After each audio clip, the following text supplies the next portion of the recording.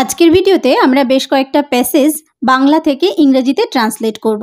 তো ভিডিওটি যদি তোমাদের কাছে ভালো লেগে থাকে অবশ্যই একটা লাইক করে দিও, আর চ্যানেলে নতুন হয়ে থাকলে সাবস্ক্রাইব করে নিয়ে সঙ্গে থেকো, আর ফেসবুকে যারা দেখছো অবশ্যই পেজটিকে ফলো করে নিয়ে সঙ্গে থেকো। দেখো, সুমন বড় ভালো ছেলে, সে বাবা মার অবাধ্য নয়, সে শিক্ষকদের খুব ভক্তি করে, সে তাদের উপদেশ ভোলে না। তাহলে এখানে সুমন বড় ভালো ছেলে, এখানে সাবজেক্ট অর্থাৎ কর্তাকে সুমন, তাহলে সুমন বড় ভালো ছেলে। সুমন যেহেতু একটা নাম এবং থার্ড পারসন সিঙ্গুলার নাম্বার, তাহলে সুমনের পরে হবে ইজ। দেখো সুমন ইজ, এবার বড় ভালো মানে হচ্ছে খুব ভালো, ইজ আ ভেরি, ভালো ইংরেজি গুড, ছেলে বয়। তাহলে Suman is a very good boy. Okay, সে বাবা মার অবাধ্য নয়, তাহলে সে তার বাবা মাকে মানে অমান্য করে না। হি ডাজ নট, অমান্য করা ইংলিশ কি ডিসওবে, ডিসওবে, হি ডাজ নট ডিসওবে, সে অমান্য করে না হিজ পেরেন্টস মানে তার পিতামাতা বা বাবা মাকে। তাহলে সে বাবা মার অবাধ্য নয়, he does not disobey his parents.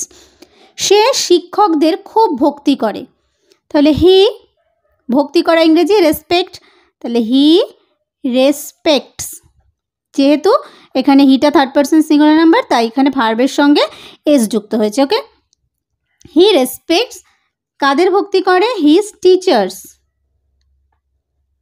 Teachers much, মানে খুব ভক্তি করে, হি রেসপেক্টস হিজ টিচার্স মাচ। সে তাদের উপদেশ ভোলে না, সে মানে সুমন, আর তাদের মানে হচ্ছে শিক্ষকদের, উপদেশ ভোলে না, তাহলে সে হি ডাজ নট, ভুলে যাওয়া হচ্ছে ফরগেট, তাহলে ডাজ নট ফরগেট মানে ভোলে না, he does not forget their, their মানে এখানে শিক্ষকদের, অ্যাডভাইস, তাহলে he does not forget their advice. Okay, the Suman is a very good boy, he does not disobey his parents, he respects his teachers much, he does not forget their advice. এরপরে দেখো, গরু খুব উপকারী জন্তু, তাহলে গরু, the cow is, খুব উপকারী ভেরি ইউজফুল অ্যানিমাল, অ্যানিমাল মানে জন্তু, ইউজফুল মানে উপকারী, তাহলে দ্য কাউ ইজ আ, এখানে এ ব্যবহার করতে পারি যে একটি খুব উপকারী জন্তু, the cow is a very useful animal. আমরা গরুর দুধ খেয়ে জীবন ধারণ করি, আমরা গরুর দুধ খাই, তাহলে we live on, live on মানে এখানে জীবন ধারণ করা, we live on the milk of the cow, তাহলে আমরা গরুর দুধ খেয়ে জীবন ধারণ করি, we live on the milk of the cow. গরুর 4টি পা, 2টি শিং ও 1টি লেজ আছে, তাহলে গরুর আছে, বারবার আমরা কাউ কথাটা ইউজ করছি, তাহলে এবার আমরা ইট হ্যাজ মানে এটার আছে, ইট হ্যাজ 4টি পা, 4 legs, 4 legs, 2টি শিং, 2 horns, হর্নস মানে হচ্ছে, হর্ন মানে শিং, দুটো আছে বলে সেই জন্য এস, 2 horns, আর কি আছে, একটি লেজ আছে, অ্যান্ড এবং 1 tail। ওকে, তাহলে ইট has 4 legs, 2 horns and 1 tail। গরু চতুষ্পদ জন্তু, the cow is a quadruped, quadruped মানে হচ্ছে চতুষ্পদ, মানে 4টি পা আছে, তাই the cow is a quadruped animal. গরু হয় একটি চতুষ্পদ জন্তু। ওকে, তাহলে the cow is a very useful animal, we live on the milk of the cow, it has 4 legs, 2 horns and 1 tail, the cow is a quadruped animal. ওকে, এবার একটা passage দেখো, আমি একটি পাখি, একটা পাখির কথা বলা হচ্ছে, আমি একটি পাখি। আই তারপরে হয় অ্যাম, পাখি হচ্ছে বার্ড, তাহলে I am a bird, I am a bird. আমি একটি পাখি, আমার দুটি ডানা আছে, তাহলে আই হ্যাভ মানে হচ্ছে আমার আছে, টু উইংস দুটি ডানা, I have to wings, I have to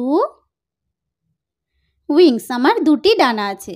এ দুটির সাহায্যে আমি আকাশে উড়তে পারি, তাহলে আমি আই ক্যান আমি পারি কি করতে, উড়তে, আই ক্যান ফ্লাই কোথায়, ইন দ্য স্কাই আকাশে।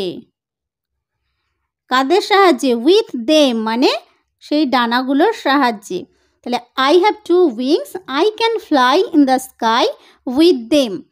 নেক্সট, আমি গাছের ডালে আমার বাসা বাঁধি, তাহলে আই বিল্ড, বিল্ড মানে তৈরি করা বা বাঁধা, আই বিল্ড মাই নেস্ট আমার বাসা কোথায় বাঁধি, on the branches of a tree, on the, এখানে ব্রাঞ্চ ব্যবহার করতে পারি, অন দ্য ব্রাঞ্চ মানে গাছের শাখায়, অফ আ ট্রি একটা গাছের শাখায় আমি আমার বাসা বাঁধি, আই বিল্ড মানে আমি বাঁধি, মাই নেস্ট আমার বাসা, অন দ্য ব্রাঞ্চ মানে শাখা বা ডালে, অফ এ ট্রি একটা গাছের ডালে আমি আমার বাসা বাঁধি, এবং সেখানে সুখে বাস করি, অ্যান্ড লিভ দেয়ার, লিভ মানে বাস করি, দেয়ার মানে সেখানে, হ্যাপিলি এবং সেখানে সুখে বাস করি। আমার বাসায় 4টি ডিম আছে, দেয়ার আর 4 eggs, কোথায় আছে, ইন মাই নেস্ট আমার বাসায়,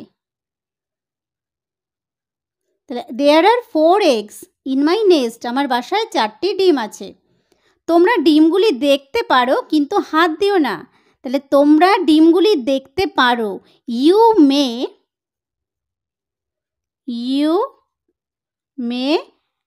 লুক অ্যাট মানে দেখতে পারো, দ্য এগস,